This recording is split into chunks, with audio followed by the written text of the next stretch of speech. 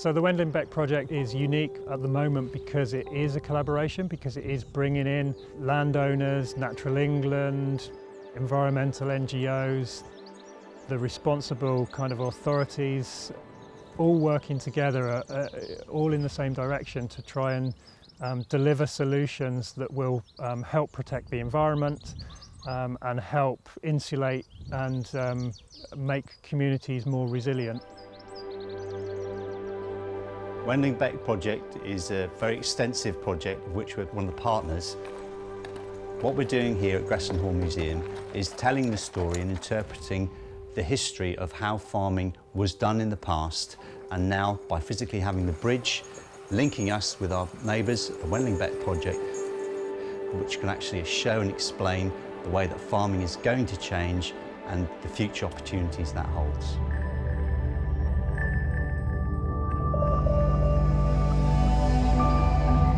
Typically, modern intensive farming isn't compatible with high levels of biodiversity.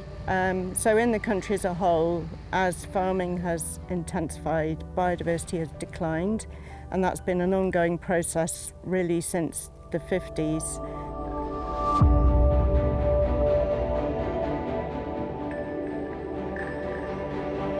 The way we've changed our landscape and changed our land use has resulted in the degradation of the land.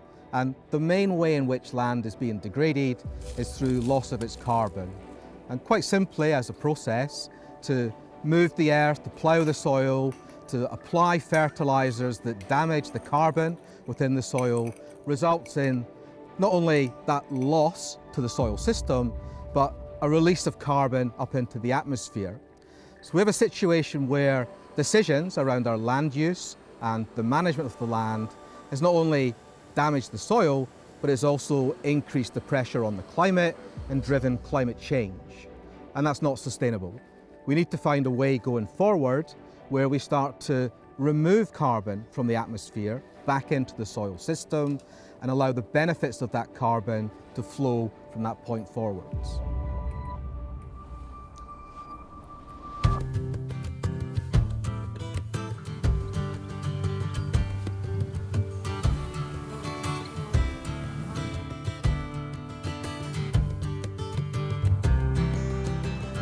We're looking to adopt a new system of land use management.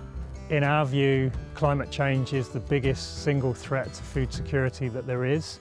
You can't just keep intensifying production to try and tackle that problem. You need to look at the root cause. We can't grow crops without any rain. We can't grow crops in drought. We need to try and solve the issues with climate change and biodiversity loss. We are taking land out of production. We're taking the most marginal land out of production first. We are still looking to continue that food production story. We've got regenerative blackcurrants within the future vision, and we're looking to embrace a more kind of grass-based landscape, reduce some of the intensive cereal production, but use livestock to manage those habitats over time and still continue that contribution to food security.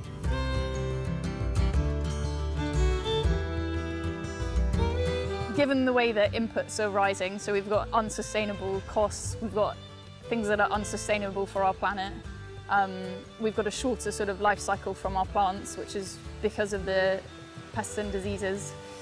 The future has to be a way that's growing with nature rather than constantly fighting it. So we've just begun to transition our blackcurrants into a regenerative process where you actually work with the soil, and the soil is the thing that is helping with the plant and its health. The ultimate goal is that we're not going to use synthetic nitrogen at all.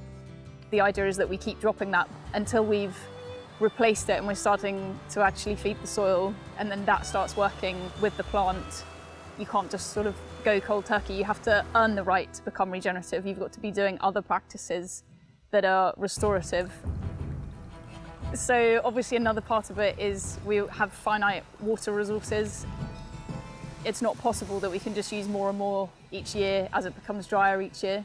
So we monitor with our soil moisture sensors, so we only put water on at the point that they're going to be in stress. And by building healthy soil, we can hold on to more water.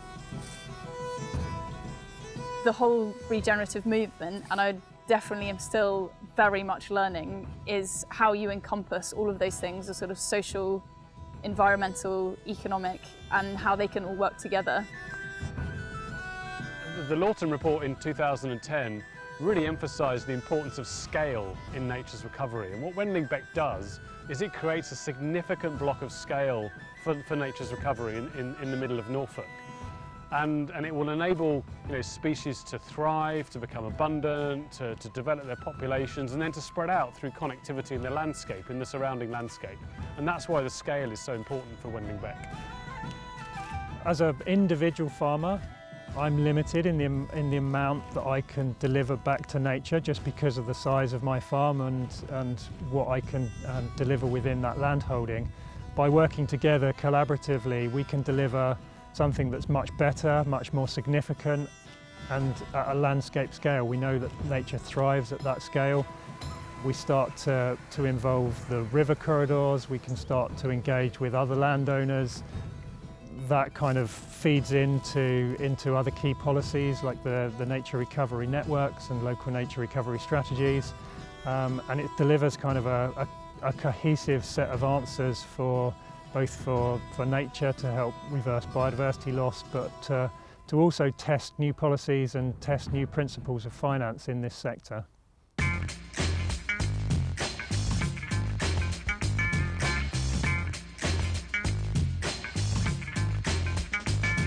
If you're going to set about trying to deliver biodiversity into an environmental market, which is one of the main objectives of this project, you do need to know what the starting point is. It's really important to be able to demonstrate that you have delivered tangible gains. So we've done a comprehensive baseline assessment for this project, looking at all the biodiversity on the land at the moment. Now we're in the phase of advising everybody how to go about it. So what are the methods that should be used, what are the management plans that should be in place, and how do we actually monitor whether we've achieved the right outcomes or not. So you could go about it by just picking the easiest habitat to deliver, that delivers you the most credits, and really focus on that, and that gives you your maximum uplift of biodiversity credits, but it might not give you your maximum uplift of actual biodiversity because we're using a metric that's a proxy for overall biodiversity. It doesn't capture everything.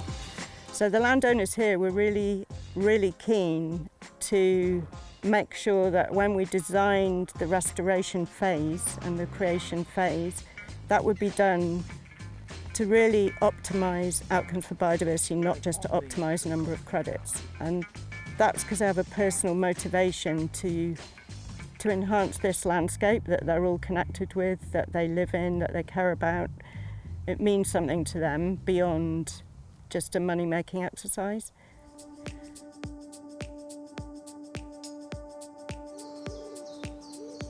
So the Wendling Beck project won't save the world, it won't reverse biodiversity loss on its own, and it won't solve the climate crisis on its own.